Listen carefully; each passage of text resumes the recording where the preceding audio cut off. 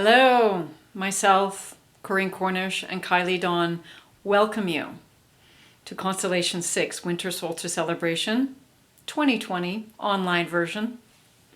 Thank you, Lindsay Brandon, for starting the evening off for us. What a beautiful sound, song, and mantra called Evening Song. And in Lindsay's words, to unite the community and set the tone of togetherness as we delve into an evening full of heartfelt connections, music, and creations. Beautiful. And a heartfelt thank you for joining us. If you have attended any of our last 5 incarnations of Constellations, you know that over 100 of the sweetest people meet in a gorgeous lodge in the forest of the foothills of the Rocky Mountains, about 45 minutes from Calgary, Alberta. We intentionally gather to celebrate this winter solstice, signifying the turning of the sun, which this year is on Monday, December 21st, 3:02 a.m. in Calgary.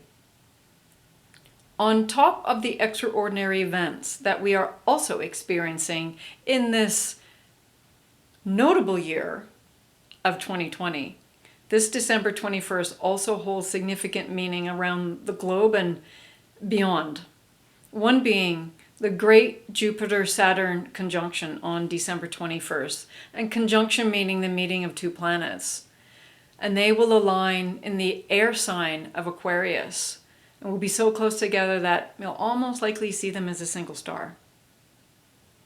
At this time, it has also been said that we are in a time of prophecy. Another being, the elders of Uluru are gathering in the Northern Territory of Australia, and they are coordinating a meditation at 9:02 p.m., 3:02 a.m. December 21st here. So with positive human energy, rising up to connect to the light of the sun, sending pure love and revitalizing energy to the heart of Mother Earth, cleansing and energizing and reinvigorating the planet to welcome in a new era of consciousness for all beings. Why do we gather for constellations?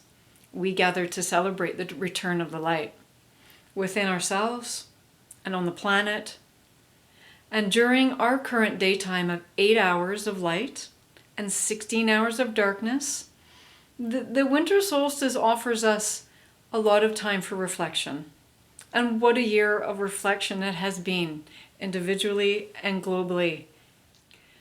Like no other time in human history have we experienced on such a global scale that with a click of a button, we know what's going on across the globe.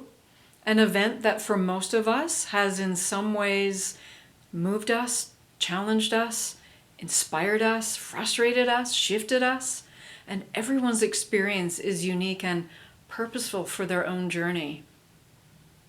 So here we are on the winter solstice of 2020, in the eye of the storm, and a year ago, we could have never imagined this would be our reality as we danced and laughed together under the stars.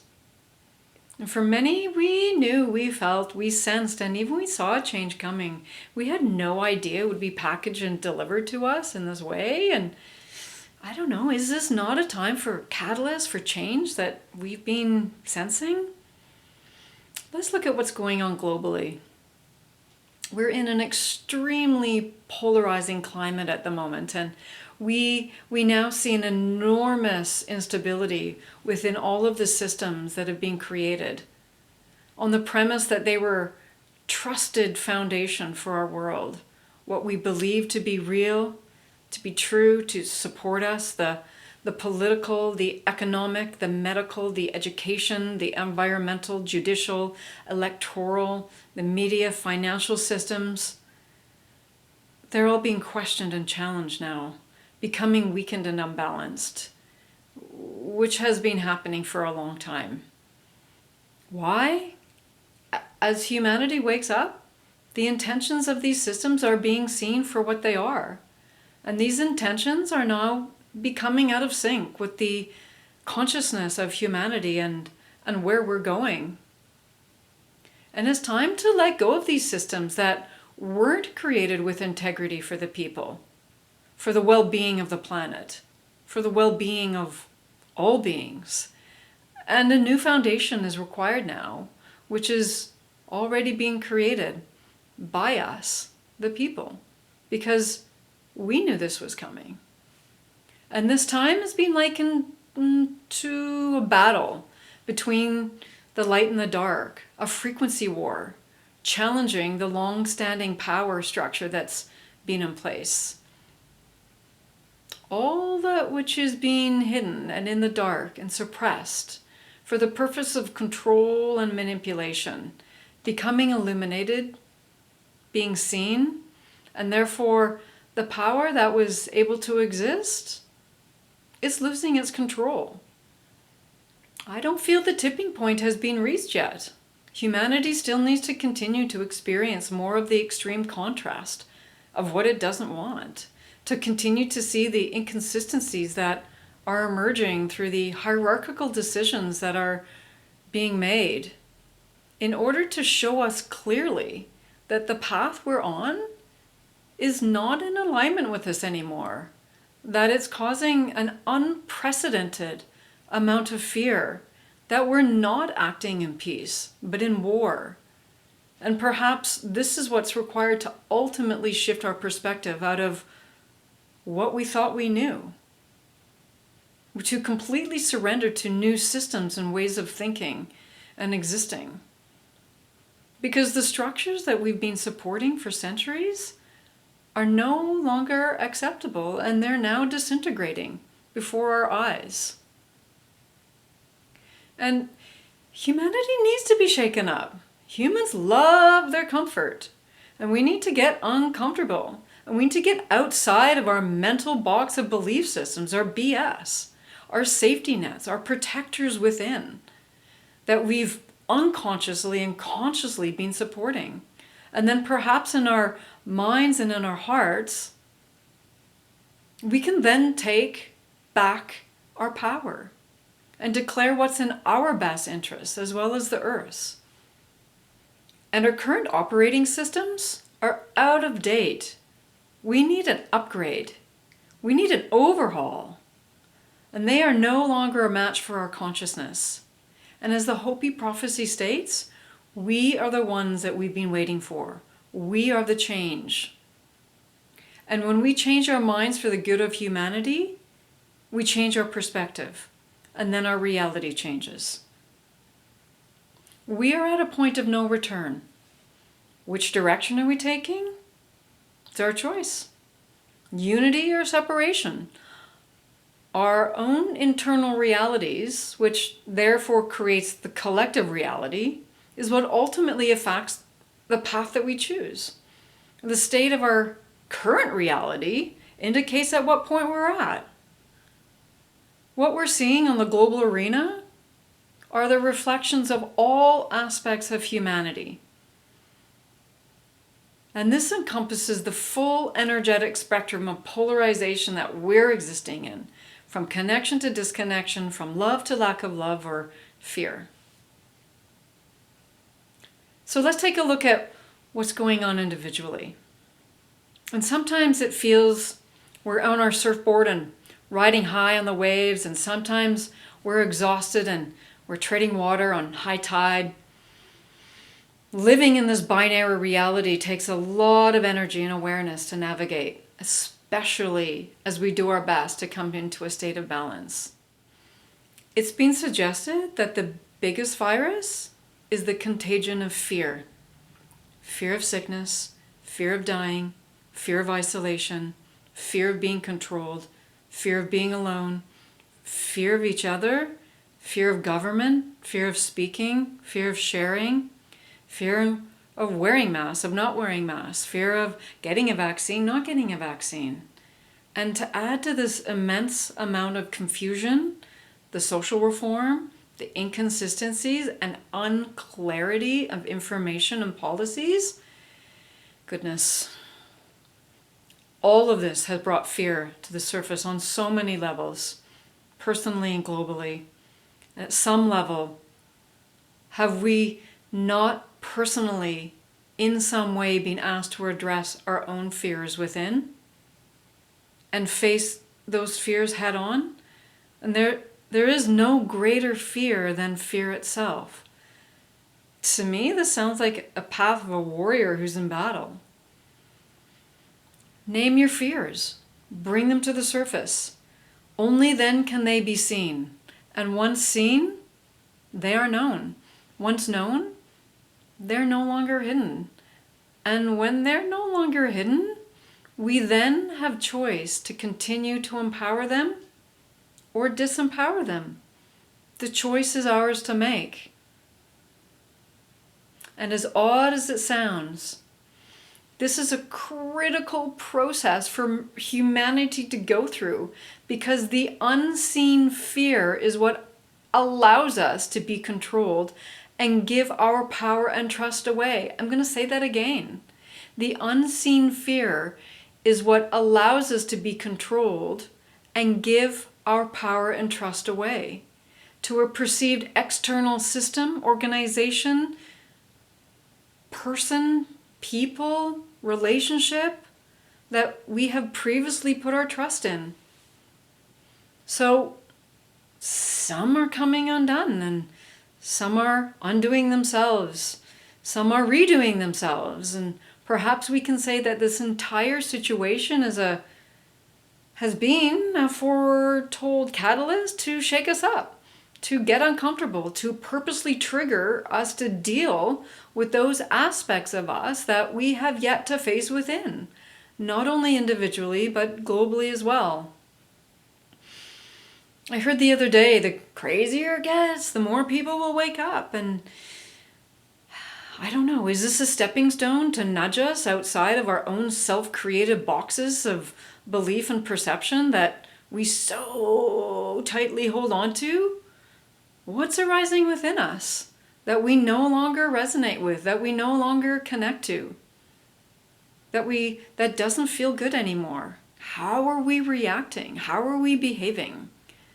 Those are our questions that we're asking ourselves to answer.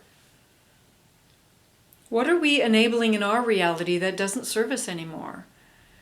Are we not being asked to recognize our own fear-based mindsets within ourselves, which has ultimately created the foundation of this reality that has led to the struggle and conflict of separation in our world? This is such an important connection to make. I certainly know that I've unexpectedly found myself on the edge of reality in the last 10 months. I had no idea I would be traveling to these unseen places within me to feel, to face, to understand what's mine, what's not mine, to let go of, to create strong boundaries, to trust, to support others. And this time period has also sparked the biggest changes I've experienced in years. And I found myself, my family, my friends, my clients, that we're continuously navigating the extremely unusual and unpredictable world that we live in, as we all do our best to find balance within it all. Many stir their own pot, which creates their own turbulence, not being able to step back and observe it. Many tell others how to stir their pot. Some will intervene to stir others' pots when it's not theirs to stir or intervene, and so get bitten for interfering or being overbearing. Our lesson is to mind our own selves. Our own business is more than enough to manage right now. And we don't have full access completely to understanding the biggest picture of what's happening. But we can be certain that we're here purposefully. Otherwise, we physically wouldn't be here. And we're here because we're meant to experience, to be a witness, to participate in whatever way this means, to play a role in this changing reality. Who knew that a pandemic would offer us such opportunity to show us how important it is to have balance in our lives, physically and mentally, emotionally, spiritually, the importance of family, friends, connection, fresh air, movement, personal time, dance, music, creativity. And you can fill in the rest for what's being important for you. And our energy and our focus are the most valuable currencies that we have right now. And it's going to take some faith and trust and courage to set us on a path of cooperation. Not blame, not worry, not fear. And let's look into our own foundation of belief systems that we're willing to change in how we see this world moving forward. And if we're looking for an antidote to all of this, it's in taking charge in being responsible for our own thinking. Whether it's rooted in connection or separation, despair or hope, catastrophe or opportunity, feeling disempowered or empowered, taking charge of our own thoughts and emotions, and choosing to respond rather than to react. Humanity is strong. We're so resilient, and we're waking up. We've got this. And an invitation to all of us on this Winter Solstice 2020 in welcoming back the light, moving into 2021, let's honor ourselves. As this is the first step in honoring all others and Earth. And let's get clear on what we're focusing on in our thoughts, our desires, and what kind of world we really want to be living in. Focusing on the solution rather than the problem. And let's be kind to others. We're all figuring this out. Let's be grateful. We're living in an incredible time. And stay in our power. Create boundaries if necessary. And if you can, see the silver lining in it all. And welcoming back the light and going into 2021, let's become aware of our inner light. Let's feel that. Anchoring our light into our bodies and into the earth. And let's share that light. Be compassionate. Maintain focus for the highest vision of humanity and earth. And love, it isn't a feeling. It's who you are. It's who we are. And these are all choices that we have to make. And choose to expand into who you know you are in your heart. And what we focus on becomes our reality. Happy Winter Solstice 2020, my beloved friends. We are streaming live on Twitch with a Zoom chat. Links to both are in the Facebook event details, Constellations 6, SIX. We have a great lineup this evening with performers and DJs sharing the evening. Check out the lineup on the Facebook event page under details, and we'll also post this in the chats. Huge thank you to Mr. Daniel Bolas for being the magical tech guru that you are and pulling this all together in the background and being the cosmic glue for us. Thank you, thank you, thank you. As well, mark your calendars, my friends, for next year. We plan to be in the forest, and we are booked for Saturday, December 18th, 2021. Next up, we have Tanya Lee's performance from Body, Art and Motion. Enjoy the evening. Have a lovely solstice and holiday season. Much love, everyone.